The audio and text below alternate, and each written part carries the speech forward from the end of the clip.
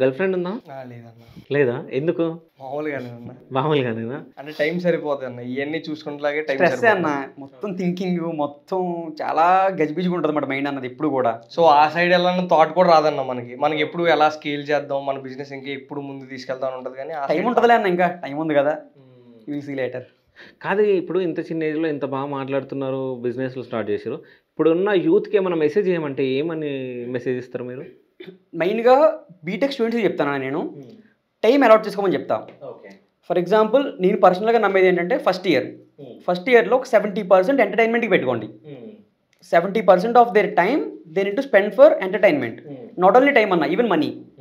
70% of their money they can spend for entertainments, enjoyments.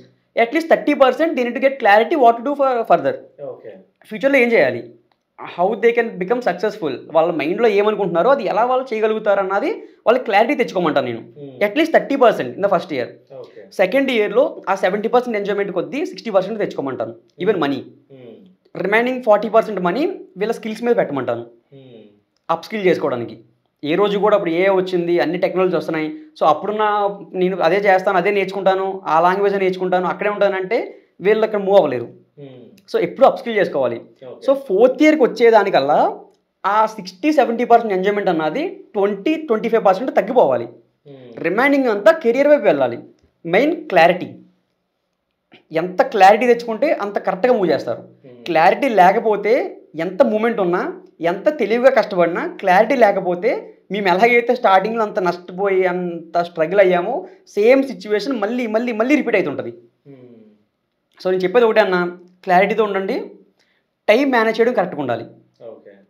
ఎలా time పెడుతున్నారు, ఆ time ఎలా మేనేజ్ చేయగలుగుతున్నారు, వాళ్ళు కరెక్ట్గా మేనేజ్ చేస్తున్నారా లేదా, ఏదైనా రాంగ్ స్టెప్ తీసుకుంటున్నారా. ఇంకొకటి అన్న, కరెక్ట్గా ఫ్రెండ్స్ని పెట్టుకోవాలి. చుట్టూ 10 మంది ఫ్రెండ్స్ ఉంటారన్న. ఫ్రెండ్స్ ఉంటే ఏంటంటే మోటివేషన్ ఎక్కువ ఉంటుంది. ఈవెన్ నిజంగా చెప్పాలంటే నా సర్కిల్లో కూడా మమ్మల్ని డ్రింక్ చేయమన్న వాళ్ళు చాలామంది ఉన్నారు. గాలిలో మాటలు ఎక్కువ బాగా అమ్మబోయ్, అసలు గాలిలో మాటలు ఎలా ఉంటాయి అన్న. మేము స్టార్ట్ చేసినప్పుడు కూడా ఒక 100 షర్ట్లు మేము అమ్మేస్తాం అలా అనేవారు అన్న. సో వాడు ఒక షర్ట్ కూడా కొనలే, ఒక్క షర్ట్ ఎవడైతే నేను కొంటానో, నేనే ముందుంటానో, నీ మొత్తం నేను చూసుకుంటాను కదా అన్నవాడు తప్ప మిగతా వాళ్ళు అందరూ కొంటారు.